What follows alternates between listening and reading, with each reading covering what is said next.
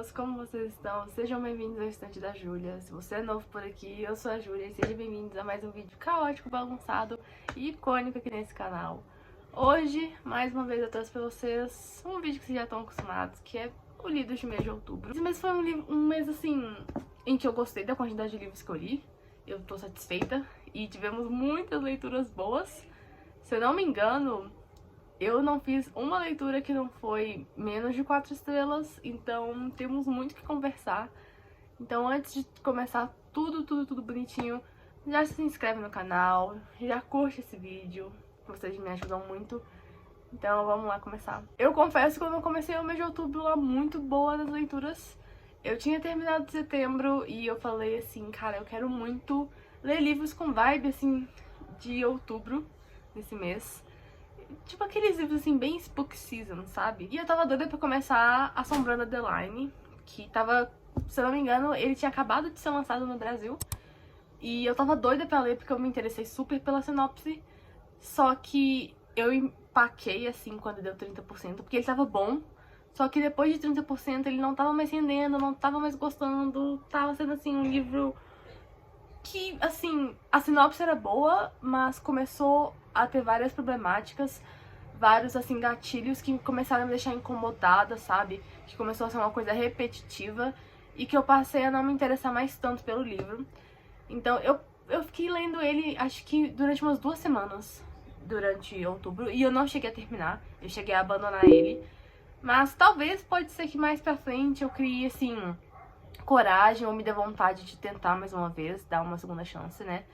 Só que por enquanto ele vai continuar sendo um livro abandonado. E eu gosto de comentar isso com vocês, porque eu normalmente não sou de comentar muitos livros que eu abandono por aqui. Eu normalmente comento lá no Instagram, né? Então temos acho que é o primeiro abandonado do ano, não sei, enfim. E o ano já tá acabando, né? Enfim. Então, por conta de Assombrando Adeline ter sido uma experiência assim, eu decidi ficar procurando algum livro que me interessasse. E foi o único livro que não tem a vibe de outubro, mas que me deu vontade de ler, que se chama Take With Me Every Time I Go Away, que é da Nina. É um nacional, é um conto nacional incrível, que eu tinha visto as betas dela lendo e eu fiquei tipo assim, meu Deus, eu tô curiosa, eu queria ler. E aí eu fui, peguei no Kindle Unlimited na época e eu simplesmente me encantei. Eu dei 5 estrelas favoritadas, se eu não me engano. E assim, entregou tudo. É um livro super gostoso, super rápido de ler. Se você gosta de pessoas normais, se você gosta dos livros da Colleen Hoover, abre assim um parênteses rapidão. Eu nunca li Pessoas Normais, mas eu já vi pessoas comentando que parece Pessoas Normais. Breve comentário. Você gosta desses livros assim, mais complexos de casais, que eles são um casal quebrado assim, tudo mais, leia. Ele também tem em português. Eu optei por ele ler ele em inglês, porque eu tava curiosa pra saber como era a escrita da Nina, principalmente em inglês. E é impecável, é super gostosa, super fluida. Eu fiquei encantada e eu lembro que quando eu terminei esse conto, eu fiquei tipo assim, não, eu preciso de mais, eu quero mais. É um conto tão gostoso, como que eu queria que isso aqui fosse um calhamaço. Porque eu adoro o livro assim, eu acho tão interessante, tão diferente, sabe? E acho que pra mim foi o melhor nacional que eu li no ano. Com certeza deve estar no vídeo de melhores do ano, com certeza. Aí depois que eu terminei a Take With Me Every Time I Go Away, eu fiquei muito em dúvida do que ler. E aí eu falei assim, não, acho que agora está na hora da gente finalmente ir pra Spook Season. E eu decidi ler um livro que eu tava enrolando há muito tempo. Desde quando lançou o primeiro volume eu tava assim enrolando demais. Eu tava super ansiosa pra começar, mas eu nunca arranjei o momento certo, sabe? Nunca senti que era o momento perfeito pra eu ler ele. E aí eu cheguei e falei assim, ah não, esse ano eu quero ler. E eu li King of the Wicked, que veio pro Brasil com o título Reino das Bruxas, da Cherry Maniscalco. Juro, eu estou apaixonada nessa mulher, em tudo que ela escreve. Porque, um pequeno spoiler desse vídeo, não foi o único livro dela que eu li esse mês. Então, juro, esse aqui foi um dos melhores do ano também. Eu tenho quase certeza que eu dei 4 ou 4 estrelas e meia. Vocês sabem que eu não sou boa decorando as notas que eu dou, mas eu coloco certinho aqui pra vocês. Simplesmente foi um livro, assim, que me surpreendeu em diversos pontos, sabe? Pra quem não sabe, é uma trilogia. E eu também optei por ler ele em inglês, porque eu fiquei curiosa pra saber como que é a escrita, assim, original mesmo, da Carrie Maniscalco, sem tradução nenhuma. Não é um inglês, assim, super facinho, mas não é um inglês, assim, muito bicho de sete cabeças, sabe? Eu consideraria ele um intermediário com um pé no avançado, mas muito bom, muito gostoso. Tipo, resumindo a história, nós estamos, no caso, na Itália, e basicamente bruxas e demônios são rivais, assim, são inimigos mortais quase. E aí que nós temos um par de gêmeas nesse livro, que é a Emília e a irmã gêmea dela, que eu esqueci o nome, mas a gente ignora porque ninguém liga. Enfim, a Emília é a nossa protagonista. E elas vêm de uma família de bruxas e tudo mais. E as bruxas têm que viver escondidas aí, né? Por conta da época, por conta de tudo, enfim. E aí, de um dia pro outro, várias mulheres começam a ser assassinadas. E aí que a Emília e as outras bruxas começam a perceber que elas todas têm uma coisa em comum. Todas as mulheres que estão sendo mortas são bruxas. Então, que começam a ficar com medo das bruxas saírem por aí. Então elas têm que ficar mais atentas, começar a usar muito mais amuletos de proteção, não só contra demônios, mas contra os humanos, etc, etc. E uma observação também, elas vivem no meio dos humanos e tudo mais, enfim. E aí que um dia a irmã gêmea da Emília, ela passa a sair muito de casa, coisa que ela não fazia, passa a ficar muito sumida, assim, começa a se atrasar pro trabalho e tudo mais, até que um dia a Emília decide ir atrás dela pra procurar ela e ela encontra a irmã gêmea dela morta. Ela também foi assassinada. E aí que a família inteira vai entrar de luto, parará, enfim. E a Emília vai querer vingança. Ela vai querer descobrir quem matou, quem continua matando essas bruxas, por que continua matando, por que a irmã dela tava nesse meio, sabe? E por que a irmã dela tava sumindo tanto, andava tão estranho desse jeito, entendeu? E aí, basicamente, que a Emília vai fazer o quê? Ela vai convocar um demônio, só que ela fez bosta e ela convocou, no caso, um dos 7 príncipes demônios do inferno. E uma coisa que eu achei muito legal desse livro é que o inferno, ele é governado por 7 casas. E essas 7 casas são governadas por 7 príncipes, que são basicamente os 7 pecados capitais. Achei, assim, muito diferente mesmo. E eu adoro o livro que envolve bruxas e demônios, sabe? E aí, quando a Emília invocar o Wrath, maravilhoso! Ele basicamente... eles vão ficar meio que ligados, sabe? E aí que eles vão fazer um pacto e ele vai ajudar ela a descobrir quem é o assassino e tudo mais. Só que nisso o Wrath não anda contando tudo pra Emília. Então temos todo esse mistério, temos um romance enemies to lovers entre eles dois que é lindo. Juro, eu li esse livro numa sentada e tipo, foi assim uma experiência única. Porque livro com bruxas e demônios é muito a cara de outubro e foi impecável. Eu me apaixonei demais pela escrita, pela criatividade, por esses universos, assim, da Carrie Maniscalco. Tanto que essa trilogia tem muito potencial pra virar uma das minhas trilogias favoritas junto de Caraval ali na estante. Só não dei 5 estrelas favoritado porque tiveram algumas partes em que a Emília me irritou, sabe? Que me dava aquela vontade de dar, tipo assim, um tapinha, tipo assim, minha filha, acorda, sabe?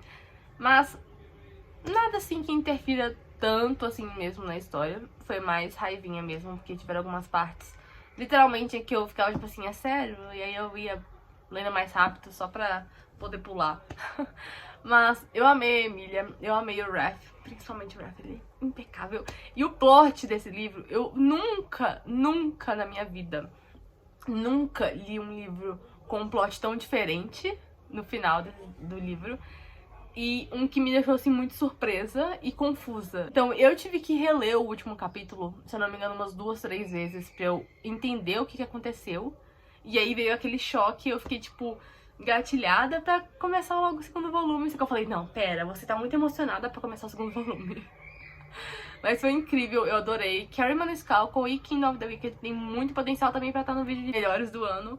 E eu tô apaixonada nessa mulher. Ela já virou a minha autora favorita de tudo. Tudo que ela escrever, eu vou ler. Logo em seguida, eu decidi ler um livro que eu tava enrolando já tem um bom e longo tempo. Mas não enrolando tipo, porque eu tava afim de ler. Eu tava enrolando porque eu via todo mundo lendo, todo mundo falando bem do livro, e eu não tinha a menor vontade de ler. Eu chegava e falava assim, não é, assim, a minha zona de conforto, não é a minha vibe. Não, eu falei assim, cara, eu acho que eu só leria esse livro assim se eu estivesse no tédio. Só que eu me enganei. Metade de setembro. E eu fiquei assim, gatilhada, porque eu vi o pessoal fazendo uma discussão de manuscrito e carta. E eu ficava, tipo, eu fiquei curiosa, sabe? Bateu aquela curiosidade, eu fiquei tipo assim, tá, eu vou ler. Eu vou ler. Falei, tá bom, vou dar uma chance. Se não der certo, eu abandono. E deu muito certo. Então eu finalmente li Verity, da Colleen Hoover. Eu dei, se eu não me engano, 5 estrelas. 4 estrelas e meia. Eu tenho quase certeza que foi 5 estrelas. Não lembro. Vou deixar aqui certinho. Basicamente, é um livro totalmente diferente. É um thriller. E foi o meu primeiro contato com algum livro do gênero. Eu não sou a pessoa, assim, mais fã de thriller e de terror, até porque eu sou muito cagona com essas coisas.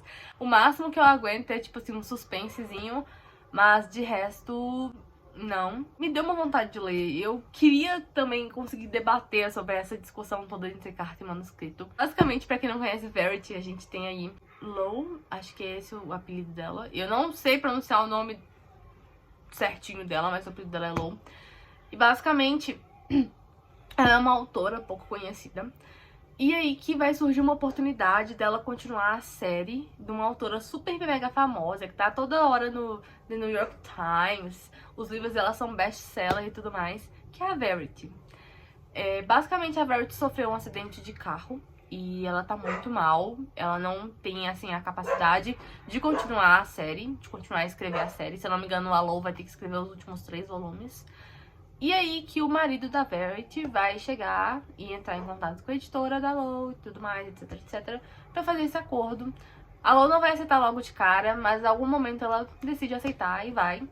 E aí o marido dela simplesmente chega e fala, você vem passar alguns dias na minha casa, junto da minha esposa e do nosso filho, e aí você consegue ter acesso ao escritório dela, aos esboços, aos livros dela, aos manuscritos, tudo que ela tem lá, sabe? Então, basicamente, ela vai e passa alguns dias lá e tudo mais. E aí tem todo um mistério por trás do que aconteceu com a Verity, e etc, etc. E a Lo vai estar meio que... vai meio que se envolver nisso. Vamos à discussão entre manuscrito e carta. Quando eu li só o livro, quando eu não li o capítulo extra, eu cheguei e falei, cara, o manuscrito é o mais fiel. Só que depois que eu li o capítulo extra, me bateu uma dúvida. Porque eu fiquei tipo assim, gente, que é isso? Sabe? E aí que eu comecei a pensar bastante nisso, né? E eu fiquei tipo, cara, se esse capítulo extra fizer sentido com a minha cabeça e com a minha interpretação, eu acho que o manuscrito é muito fiel, mas algumas partes pequenas da carta também podem ser fiéis, sabe? Tudo assim no talvez. Mas se eu tiver que escolher um só pra eu ser fiel, eu sou fiel ao manuscrito. A carta não me traz total verdade, então, sabe? Mas eu gostei bastante desse livro. Mais uma vez a Colleen Hoover conseguiu me deixar assim muito presa num livro assim super fluido. A escrita da Colleen Hoover, a cada livro que passa, só fica melhor. E eu fiquei muito surpresa com esse livro, porque eu achei que eu não ia gostar, achei que ele ia ficar lá na base dos 3 estrelas e meia. Só que eu adorei o livro, eu li super rápido, mas eu gostei bastante. Foi assim, acho que a surpresa do mês mesmo, porque, como eu falei, eu tava esperando que ele fosse muito mediano. Então, fiquei surpreendida. Aí que basicamente, quando eu terminei Verity, eu cheguei e falei, cara, eu tô com um livro da Carmen Maniscalco aqui na minha estante. E eu vou ler ele sim, quero nem saber. Finalmente li Rastros de Sangue, Jack o Estripador, o primeiro da série. E assim, é perfeito, juro. Eu estou apaixonada nessa mulher aqui. Vou deixar o livro aqui embaixo, eu vou colocar uma fotinha pra vocês, porque segurar o livro cansa. Basicamente a gente tem aqui a versão da Carmen Maniscalco de Jack o Estripador, com os personagens dela, com o mistério dela. E é incrível. Muito bom. E se eu não me engano, eu dei 4 estrelas e meia. Eu achei incrível. Eu acho que eu só não dei 5 estrelas porque eu desvendei muito rápido quem era o Jack o Estripador. No caso, quando tava pra anunciar quem era o Jack, eu fui descobrir. E aí, nessa parte, eu achei que aconteceu um pouquinho rápido demais, sabe?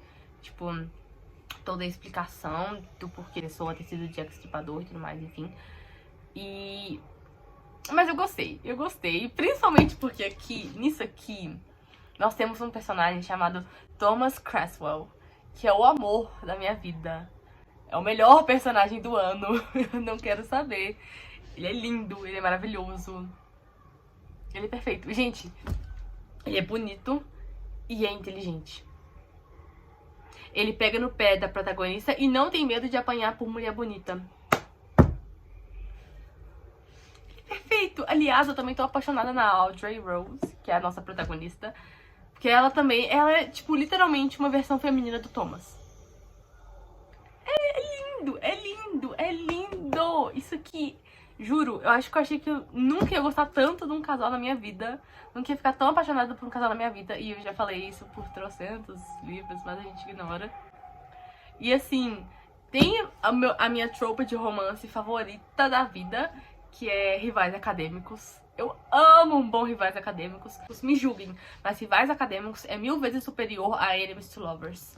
Ponto final, a discussão para aí. Eu não tenho muito o que resumir da história pra vocês, porque é Jack o Estripador. A gente tá lá no século XIX, em Londres, e basicamente a gente vai ter um assassino, que vai ser o nosso Jack o Estripador, que vai começar a matar várias mulheres, em específico também prostitutas. E meio que ele vai dizer estar limpando a Londres. E nós vamos ter os nossos detetives, que vai ser a Audrey Rose e o Thomas. Basicamente, a Audrey Rose é filha de uma família muito rica, muito bem valorizada na Londres. E aí que ela não é, assim, a típica mulher de Londres que toda mulher deveria ser, sabe? Se importar com vestidos, com dinheiro, se casar, etc, etc, enfim. Basicamente, a Audrey Rose é totalmente apaixonada, fissurada por autópsia. Então, ela frequenta bastante a casa do tio dela, que mexe com autópsia, é um dos professores de uma faculdade de medicina. E aí que o tio dela vai chegar e falar: eu deixo você assistir as minhas aulas na faculdade, mas você não pode falar um pio pra ninguém, você não pode falar durante a minha aula, por mais que você saiba a resposta, você tem que ficar quieta no seu canto e você tem que ir vestida de homem. E ela vai, óbvio que ela vai. Ela não perde a oportunidade. E lá ela vai conhecer o nosso querido Thomas, que não vai com a cara dela, ele já vai sacar que ela é uma mulher, etc, etc.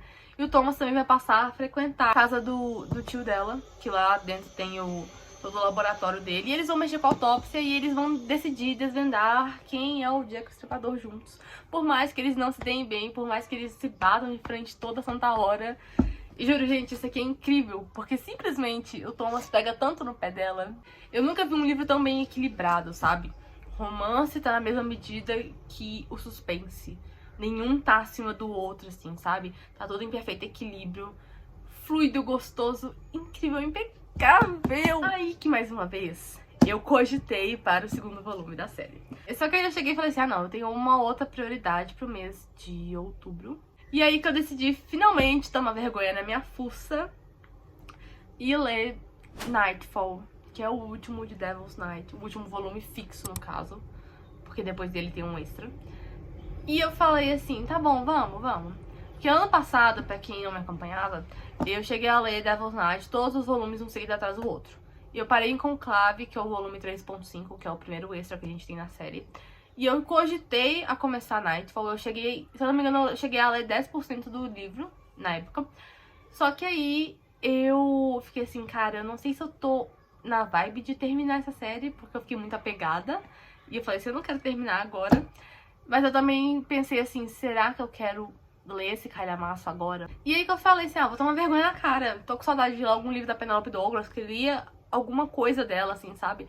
E eu falei, eu vou tomar vergonha na cara e vou ler o livro do Will e da Emery. E foi incrível. Eu dei 5 estrelas, favoritado. É um dos favoritos da série e eu adorei. Me encantei demais pela história do Will e da Emery. Me emocionei demais também com a história deles. É uma história, assim, muito pesada. Até porque é um dark romance também. Mas é uma história pesada, intensa e com muitas explicações por trás, sabe? Eu lembro que no começo eu não ia lá tanto com a cara da Emery, mas ela se tornou uma das minhas protagonistas favoritas. Eu gostei bastante dela, por sinal. Gostei bastante da história deles dois, do mistério que tem por trás.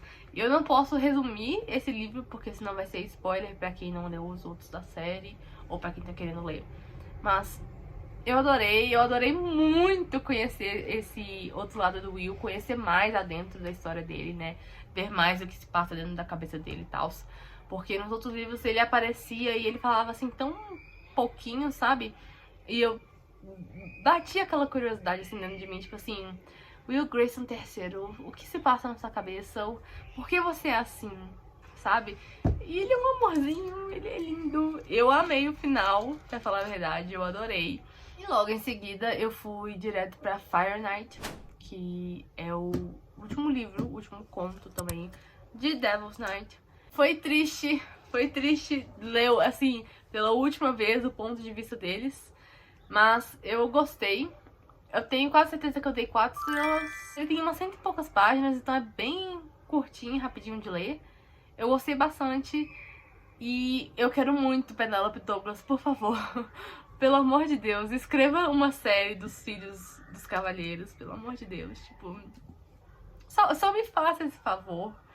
Tipo, eu necessito, porque nesses 2 últimos volumes, né, a gente vê bastante da família que cada cavaleiro criou, sabe?